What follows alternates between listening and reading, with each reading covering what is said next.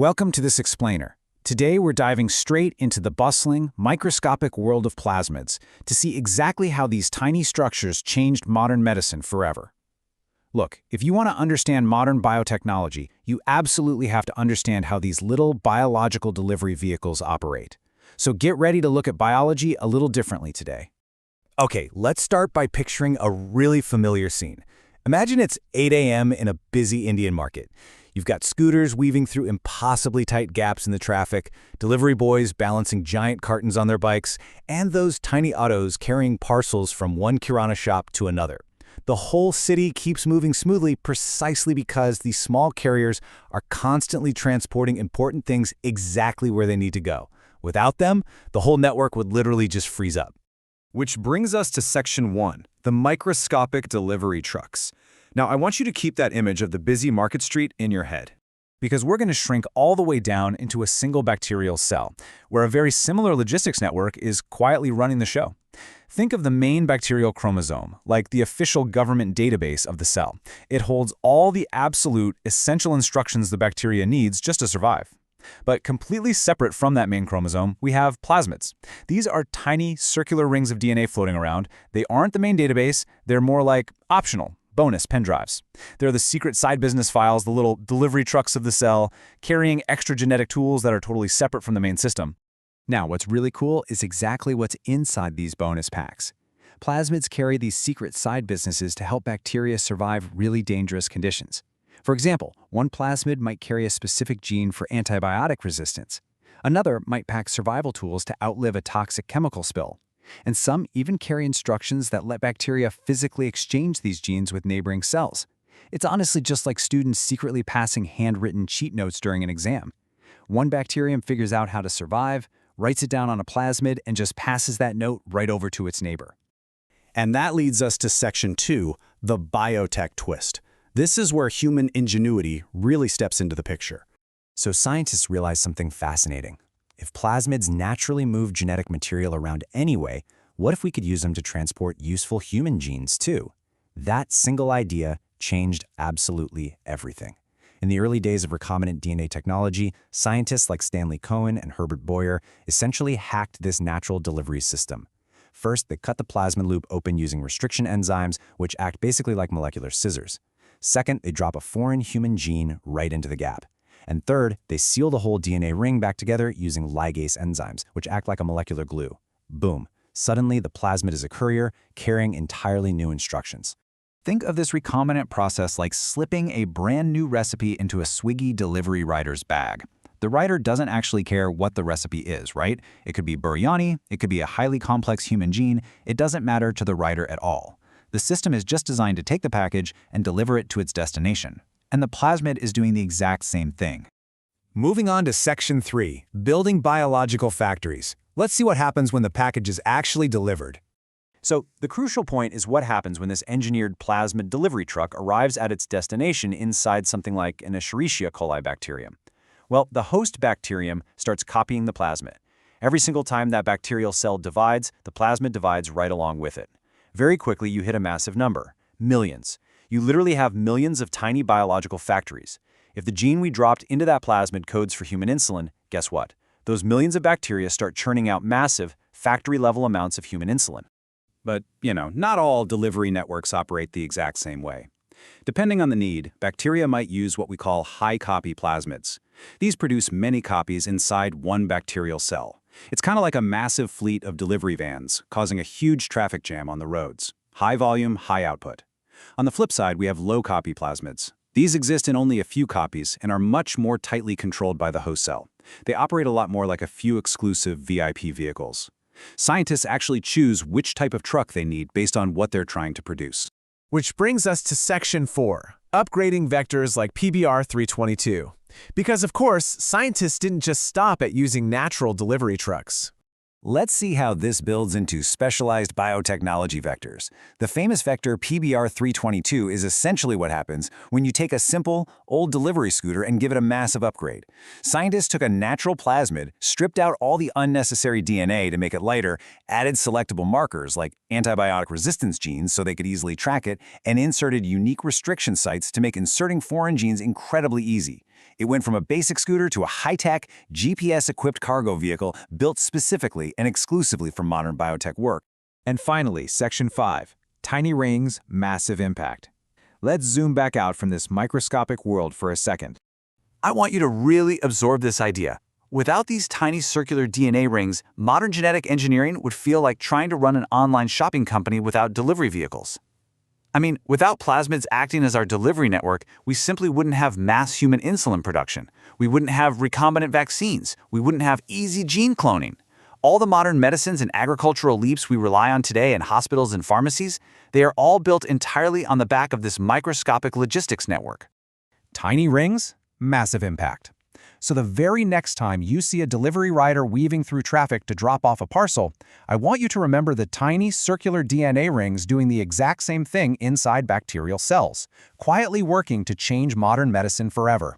It really makes you wonder, doesn't it? What other brilliant microscopic delivery systems are running right now just waiting for us to uncover their secrets? Thanks for joining me on this explainer, and keep questioning the tiny worlds around you. ఈ class మీకు హెల్ప్ఫుల్గా ఉందా? మరి complete కాన్సెప్ట్ని ఇంకా డీటెయిల్గా text ఫార్మాట్లో చదవాలి అనుకుంటే కింద డిస్క్రిప్షన్లో ఉన్న లింక్ని క్లిక్ చేయండి. సబ్జెక్ట్కి సంబంధించిన డౌట్స్ ఉంటే మన కస్టమ్ జీపీటీని డైరెక్ట్గా అడగండి. ఇన్స్టెంట్ ఎక్స్ప్లెనేషన్స్, సింపుల్ ఆన్సర్స్ మీకోసం రెడీగా ఉంటాయి. అలాగే work book, audio book, video బుక్ని డిజిటల్ ఫార్మాట్లో పర్చేస్ చేయాలి అనుకుంటే డిస్క్రిప్షన్లో లింక్స్ ఉన్నాయి. ఇప్పుడే క్లిక్ చేసి మీ ప్రిపరేషన్ని నెక్స్ట్ లెవెల్కి తీసుకెళ్ళండి.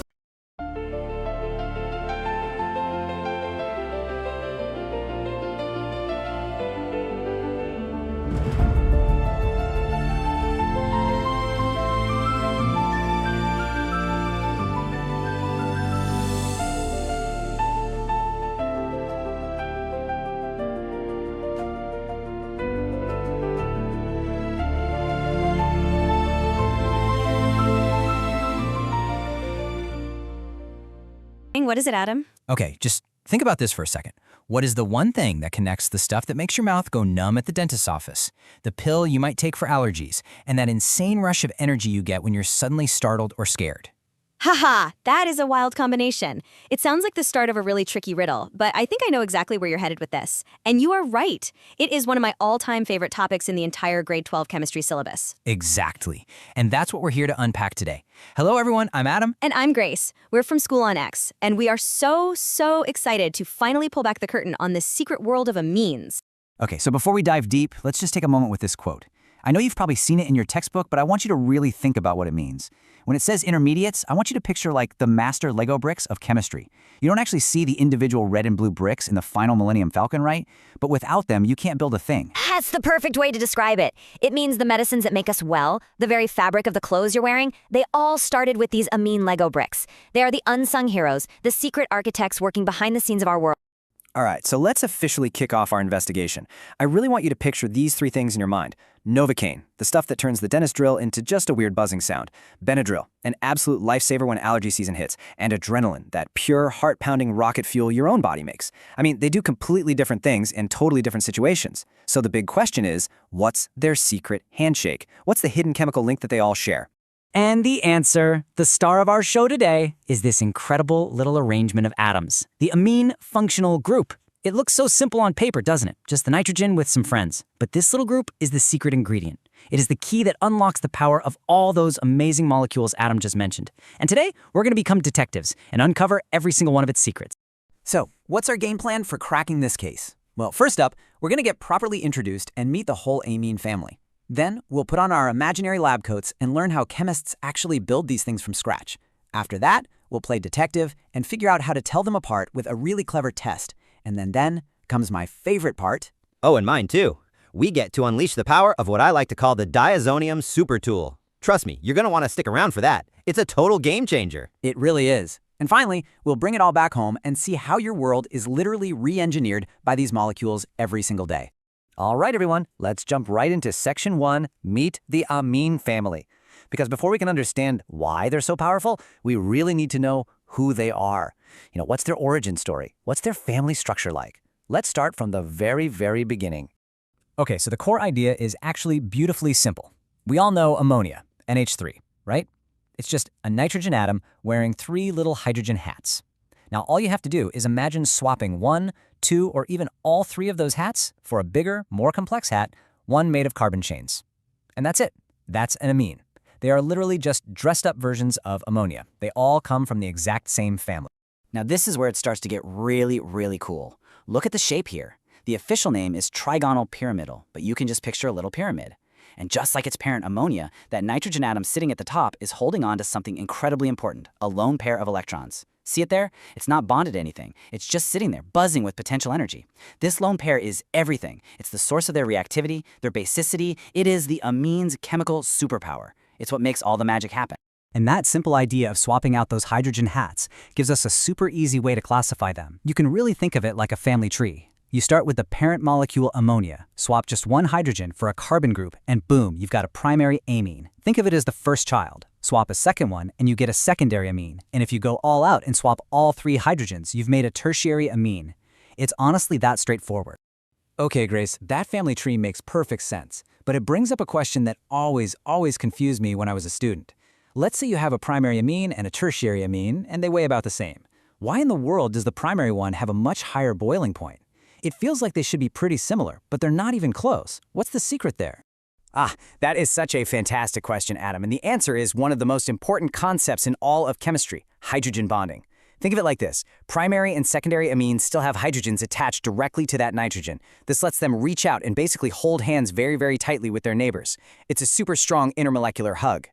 But a tertiary amine, well, all its hydrogens are gone. It has no hands to hold, so it can't form those strong bonds. To get them to boil and fly apart, you have to pump in way more energy, way more heat for the primary amines to break all those strong hugs.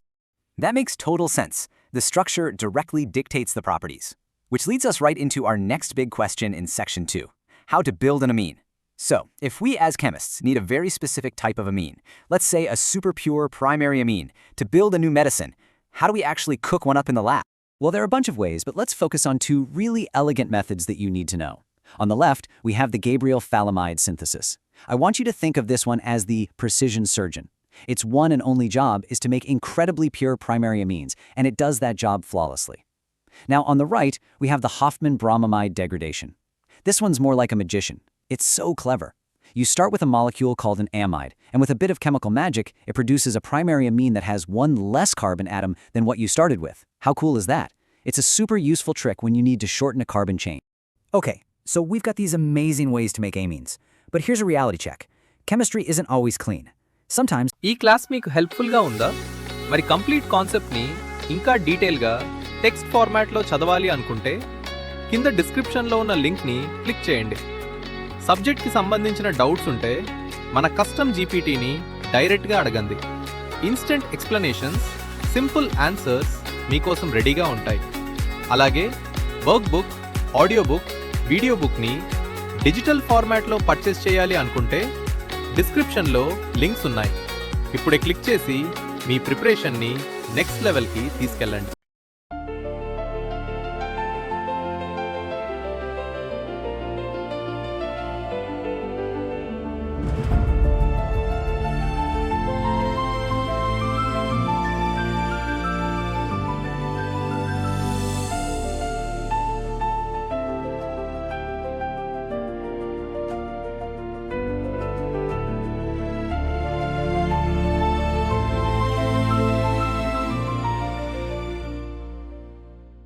A roadside stand sits beside a mountain highway.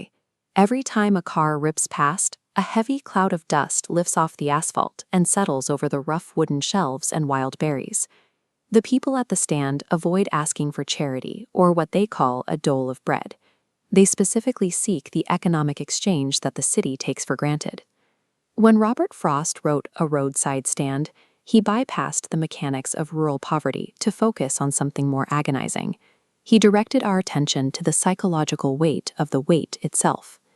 The villagers want to feel the physical friction of money moving from a city driver's hand into their own, enough cash to make a sense of future possibility feel tangible in their palms. Because they spend all day locked in this intense anticipation, the physical structure of the stall functions as a fragile, desperate beacon placed on the edge of the asphalt. Frost observes a sharp, exhausting reality here. The true punishment of this economic divide is the sheer emotional drain of standing hopeful by the side of the road, completely invisible to the passing world. To capture this exhaustion, Frost relies on a phrase that feels uncomfortably intimate. He calls their hope the childish longing in vain. That specific word, childish, matters. The hope these villagers hold on to is painfully innocent, retaining a purity that makes it highly vulnerable to disappointment. It evokes the exact same feeling as a child sprinting to the front gate the second they hear a scooter slow down on the street, convinced that a loved one has finally come home. You can see the deep physiological toll of the state. Every squeal of brakes becomes a potential rescue. Every slowing engine triggers a sudden jolt of adrenaline. The deepest ache comes from organizing one's entire existence around an expectation, and then watching that expectation drive straight past without ever making eye contact. Robert Frost then entirely flips the perspective, forcing us to look at the stand from the point of view of the drivers. He calls them the selfish cars. This selfishness manifests as a total insulated indifference. The drivers' minds are fixed strictly on forward momentum. Protected by glass and metal, they are calculating schedules, tracking distances, and focusing entirely on their final destinations. When a car does occasionally decelerate and pull over, it reveals a bitter irony. The driver only stops to roll down the window and ask for directions, completely ignoring the goods on the shelf. Or, even worse, they stop to demand a gallon of gas, visibly annoyed that a rural fruit stand doesn't carry petroleum. The primary grievance these drivers have with the stand is aesthetic. They consider the crooked, unevenly painted signs to be a visual irritant that ruins their perfectly framed view of the landscape. A society emerges here that is highly trained to admire the beauty of a mountain view, yet remains completely blind to the human being standing inside that view. Frost scales this roadside interaction up into a macro critique of modern society, illustrating how the urban-rural divide operates through systemic class exclusion. This visualizes how economic inequality actively functions. The wealth engine operates as a closed circuit, swiftly bypassing the rural population. This constant bypassing strips away agency, locking villagers into a passive state, waiting for an economy functioning entirely without them. The ultimate tragedy of this poem is that repeated, endless rejection does not extinguish the hope. You see this resilience in the physical routine of their day. They keep the stand open, they carefully align the jars, they prepare for tomorrow. Dusk settles over the mountain road. A solitary figure stands beside the wooden shelves, still lifting their eyes toward the horizon every time a pair of headlights cuts through the dark. Frost leaves us with a haunting realization. The deepest tragedy of poverty is that hope survives, childish and agonizing, in a world that refuses to stop. ఈ class మీకు హెల్ప్ఫుల్గా ఉందా? మరి complete కాన్సెప్ట్ని ఇంకా డీటెయిల్గా text ఫార్మాట్లో చదవాలి అనుకుంటే కింద డిస్క్రిప్షన్లో ఉన్న లింక్ని క్లిక్ చేయండి. సబ్జెక్ట్కి సంబంధించిన డౌట్స్ ఉంటే మన కస్టమ్ జీపీటీని డైరెక్ట్గా అడగండి. ఇన్స్టెంట్ ఎక్స్ప్లెనేషన్స్, సింపుల్ ఆన్సర్స్ మీకోసం రెడీగా ఉంటాయి. అలాగే work book, audio book, video బుక్ని డిజిటల్ ఫార్మాట్లో పర్చేస్ చేయాలి అనుకుంటే డిస్క్రిప్షన్లో లింక్స్ ఉన్నాయి.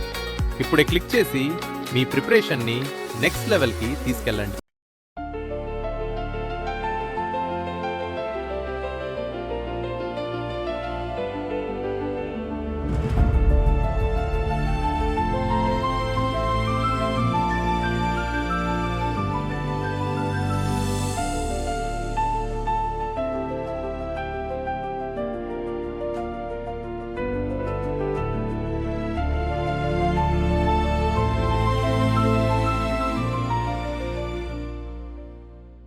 Imagine walking through a room where two separate speakers play the same musical note. As you pace across the floor, you hit dead spots. In one step, the music is loud and clear. One step later, the volume drops away almost completely. The speakers are working perfectly, and your hearing is fine. What you are experiencing is the physical sound waves traveling through the air, colliding and completely erasing each other. Now replace those sound waves with light. Is it possible for two overlapping beams of light to combine and create absolute darkness? This specific interaction, light adding to light to produce zero light, revealed the mechanics of the quantum world, while providing one of the most reliable scoring opportunities on the CBSE board exam. To understand why this is so weird, we have to look back to the early 1800s. At the time, scientific consensus held that light was strictly a stream of physical particles, also known as corpuscles. Look at this diagram of what classical physicists expected to happen. If you fire a stream of physical particles through a barrier with two narrow gaps, those particles will travel in straight lines. They should strike the wall behind the barrier and form exactly two distinct, bright rectangular patches. In 1801, a physicist named Thomas Young decided to test this expectation. He took a single source of monochromatic light, meaning light of the single uniform color, and passed it through one narrow slit. That light then spread out to hit two closely spaced, coherent slits, which we call S1 and S2. Coherent simply means the light waves emerging from both slits are perfectly synchronized. When those two sets of overlapping waves reached a distant screen, Young did not see two patches of light. As you can see here, the screen displayed an expansive, alternating pattern of bright glowing bands, separated by pitch black bands. Proved that light interacts with itself in ways solid matter simply cannot. The phenomenon Young observed is called interference. It relies on a principle called superposition, which dictates that when two waves meet, their physical disturbances mathematically add together. This animation shows constructive interference. When the crest of one wave perfectly aligns with the crest of another, or a trough perfectly meets another trough, the disturbances reinforce each other. The result is a single, massive wave with double the height. For light, this massive, reinforced wave produces a bright fringe. This happens under a strict mathematical condition. The path difference between the two waves must equal n lambda. Lambda represents the wavelength of the light, and n is a whole number like 0, 1, or 2. When this equation is met, the waves arrive in perfect phase. Destructive interference is the exact opposite. If the waves slide out of phase so that a crest from slit 1 arrives at the exact same moment as a trough from slit 2, they perfectly oppose each other. The disturbance instantly flatlines to 0. This total cancellation produces a dark fringe. The condition here requires a fractional equation. The path difference must equal 2n plus 1 times lambda over 2. The waves arrive perfectly out of phase, erasing the light entirely. Look at this early historical diagram modeling wave propagation. Physicists spent decades tracking how a single continuous wave oscillates and eventually intersects with others to create these exact outcomes. The dark bands on Young's screen are not shadows where light was physically blocked by a barrier. They are active collision zones where two streams of light are violently, perfectly annihilating each other. When you zoom out, the entire screen displays a symmetrical sequence of bright, dark, bright, dark. Right in the middle sits a central bright fringe, because the distance traveled by light from both slits to the direct center is equal, meaning the path difference is exactly 0. This macroscopic pattern is governed by measurable geometry. The strict distance between the center of two consecutive bright fringes, or two dark fringes, is called the fringe width.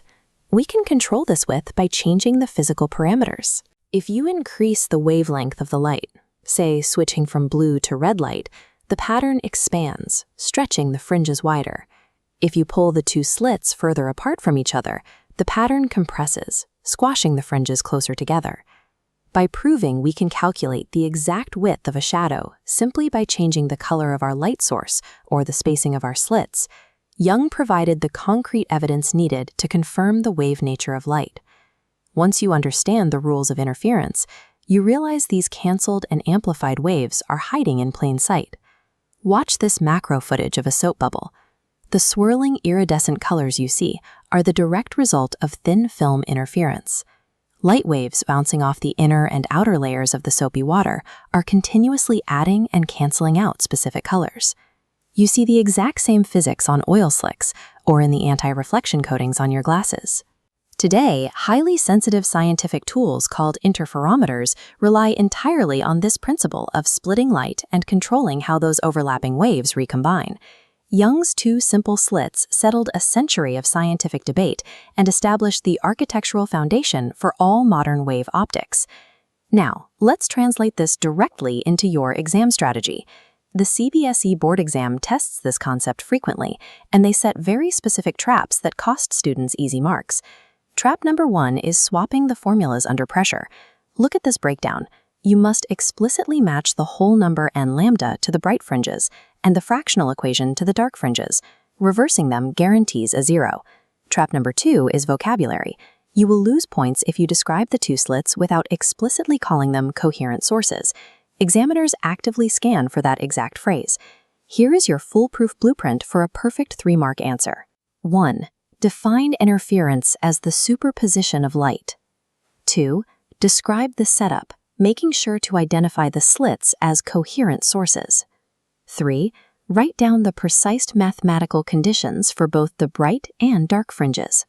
4. State clearly that the resulting pattern proves the wave nature of light.